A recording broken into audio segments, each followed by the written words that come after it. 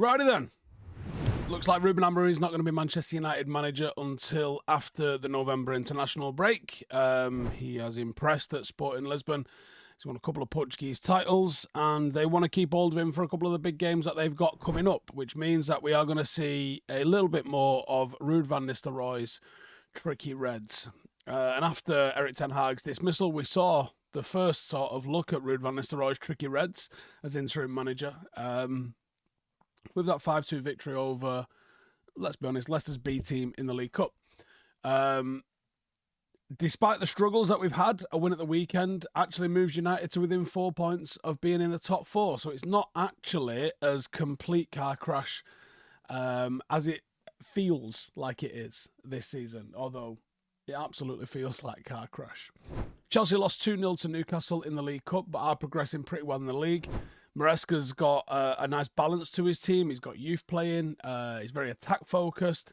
There's some players absolutely thriving in the system, especially now some of the injuries have eased off for him.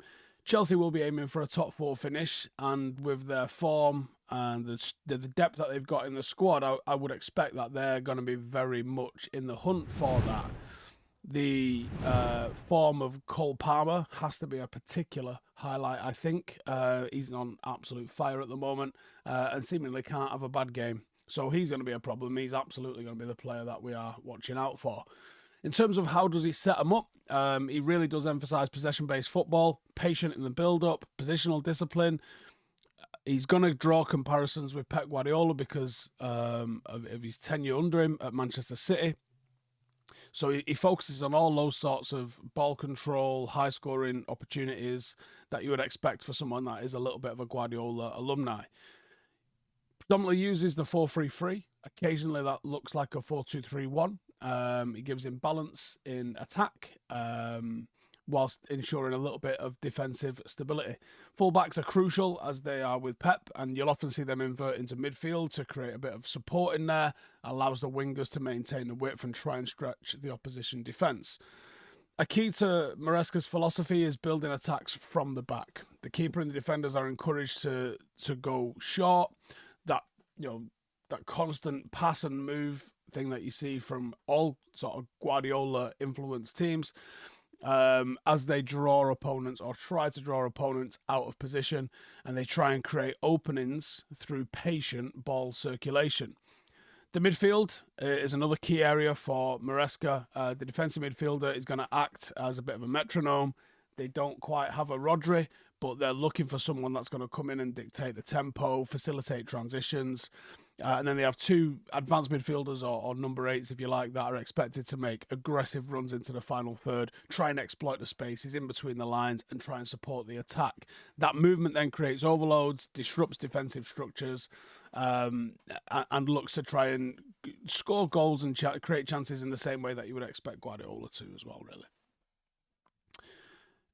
He does seem to like a quite organised press, and aggression in pressing can fluctuate at times. I would say early on when he first took over, there were problems in terms of cohesiveness. Sometimes someone will go, it wasn't quite supported by the rest of the team. It became a bit easier to play through, but I would say in the last few weeks that's eased off, and they actually look quite structured and quite good when they do it now. Maresca does emphasise adaptability. You will see tactics tailored to the strengths of his players. For instance, Cole Palmer has been given maybe a lot more license to do stuff than somebody else might in that area. He's become efficient. He's getting less touches, but he's an increasing goal threat. And I think that shows a real ability from Maresca to recognise individual contributions and get the best out of the team by utilising them. Overall, I think the philosophy that he brings in at Chelsea is about intelligent possession, positional awareness, and playing as a team unit to try and establish a bit of dominance. And that could be a problem for United. So as I said a little bit earlier, then Cole Palmer is the star man for Chelsea. 7 goals and 5 assists in just 9 Premier League games. He is an absolute joke.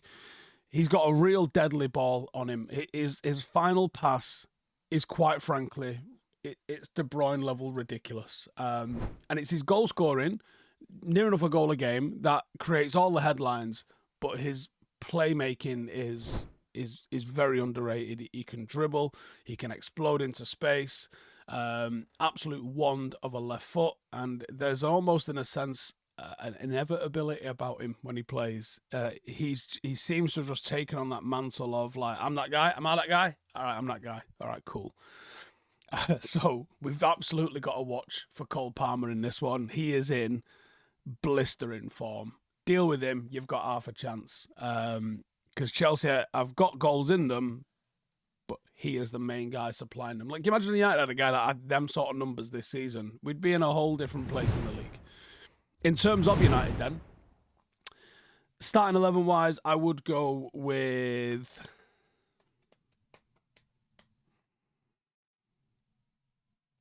I'm tempted to start Johnny Evans, I'm going to be honest with you. I am very tempted to go with Johnny Evans and De Ligt at centre-half, Mazraoui right back, and Martinez left back. Why? Because it's almost 4 centre-halves across the back line. And I think when you're dealing with a team that's going to look to overload and put numbers up against you, I think that's an excellent way to deal with that. And it's an excellent way to see people rolling into a 3-2 shape, have someone sitting alongside Ugarte, and then have almost 5 people tasked with the defending, Ugarte in the back 4, and 5 people tasked with attacking. I think, even though Dalot's had a big say in games lately, but I think he's had some mistakes in him.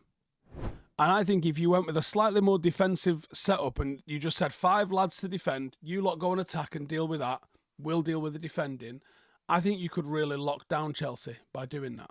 So that's what I'm going to do. I'm going to go Mazraoui, Martinez, Johnny Evans, and De Ligt. Doesn't leave us a lot on the bench, but you should have Lindelof and you should have Dalot. It's more than we've had for most of last season, so I'm taking that. Yeah, I like that. In midfield, I'm going to go with Ugarte and Casemiro. I thought the blend of those two midweek was fantastic. Let's build on that momentum a little bit, and let's bring Bruno back into the mix there as well. In terms of the forward line, though, I do think that there has to be changes with that. I'll go with Garnacho and Ahmad, and I think it's got to be Højlund. Højlund and Xerxes at the moment are not dropping good performances. Someone somewhere needs to just start creating and scoring goals. Simple as that. That's the lineup I'm going for, though. In terms of the match winner here for United, it's Ugarte. And I need him to just watch videos tonight of Ander Herrera and Eden Hazard.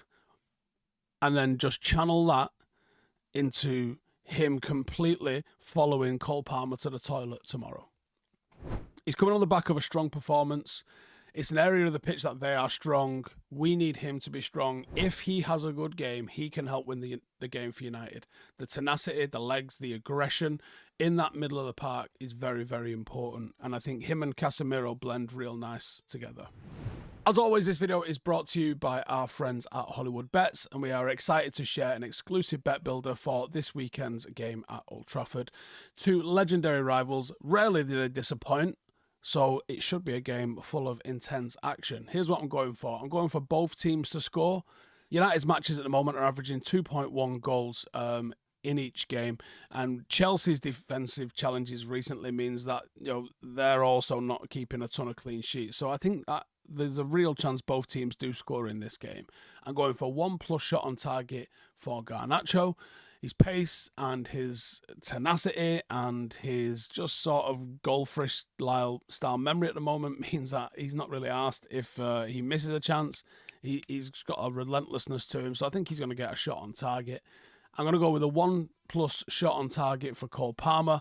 He's averaging just over 1 shot on target per game this season with 12 shots on target across 9 games. So I think he's very likely to get at least 1 shot on target. And I'm going to go with Caicedo and Ugarte to be carded. The way both of those play the game, they are known for aggressive tackling. Ugarte's high pressing. It makes them quite likely candidates to get a booking in this game. And I'm going to go with over 9.5 corners. Both teams play aggressively on the wings. We average over 5 corners a game. This one just makes sense, I think. Now, that's been boosted from 16 to 1 to 20 to 1. So if you stick a tenner on it, you're going to get £210 back. And all you have to do to claim this bet boost is click the link in the description. And if you're new to Hollywoodbets, creating an account is quick and easy. New customers can get all additional offers. Details for that are also in the description. Now, remember, odds are subject to change. You've got to be over 18 to participate. And football, as we know, can be unpredictable. And this game does deliver drama. There's certainly no promise of winning here, but I hope it adds to your viewing experience and is certainly no guarantee of a win. For more information on responsible gaming, please check out begambleaware.org. And as again, this is brought to you by myself and Hollywoodbets. So click the link in the description and share your bets in the comments. Now, how do we beat them? I think it's quite straightforward to say, maybe not quite straightforward to do. The first thing we need to do is stop Cole Palmer. Right, okay. Like I said, easier said than done, because I'm pretty sure every team that he scored against this season was like, let's just keep Cole Palmer quiet and we'll be sound. And it ain't that easy to do, because there's a player in form at the moment and he finds a way. But if you can stop Cole Palmer, you can absolutely stop Chelsea. I think you also stop the fullback play. Neto and Madueke are absolutely dangerous, and they get forward and they provide width and depth to the attack. Stop that. You've got half a chance, and then the midfield battle. Caicedo, Lavia, Palmer, it's a bloody good midfield. But do you know what? On their day, Bruno, Casemiro, Ugarte is a match for it. So let's match them. We can beat them physically. We can beat them with tenacity. We can actually beat them with football as well.